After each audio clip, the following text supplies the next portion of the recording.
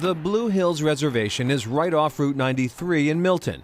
That may be both its greatest asset and liability. After all, some just don't take it seriously. It is real hiking.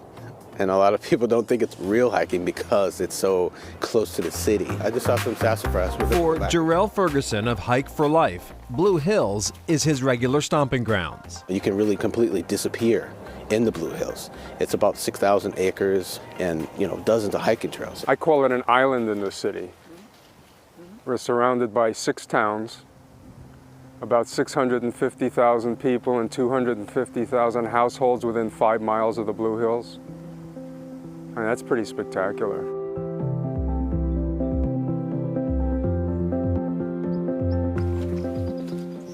Ken Cohen is with the Friends of the Blue Hills. When it comes to hiking, he says, the Blue Hills are no joke.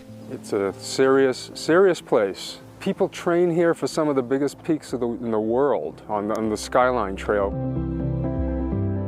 If the Blue Hills offer a generous helping of hiking bliss, the observation tower just might be the stone cherry on top. Absolutely. Spectacular vistas, in some cases 270-degree views all around. You see Boston, you see the inner harbor, the outer harbor, the surrounding towns, and the nature. And I've found out that even people in surrounding towns, many people have never been here before. And until they step foot in it, they don't realize what a gem they have in their backyard.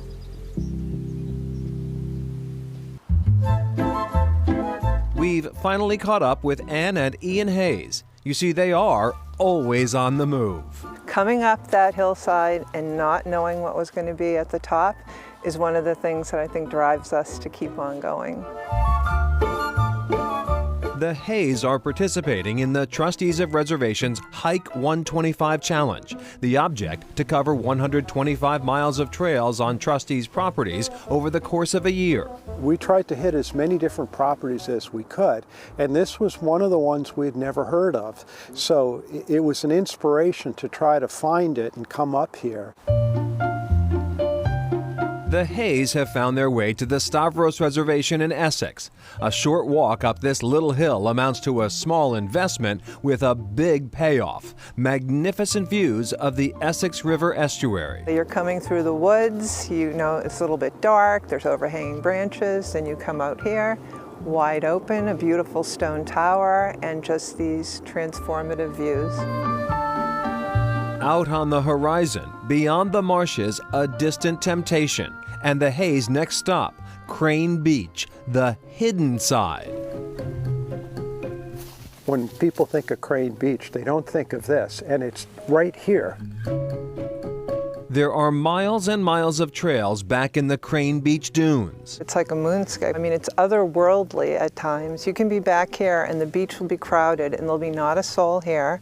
Towards the end of the trail, on one side you get the bay, on the other side you get the views of the ocean.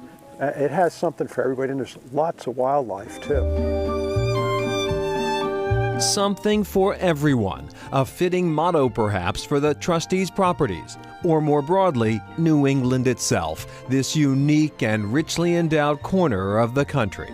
All of these great hikes through the woods and by marshes, a little bit of everything. If you want to see birds, you want to see wildlife, you can see that. You want to see beautiful gardens, you can see that. I mean, there's really something for everybody. It's mind-boggling that these places aren't completely crowded every minute of the day, and it's free.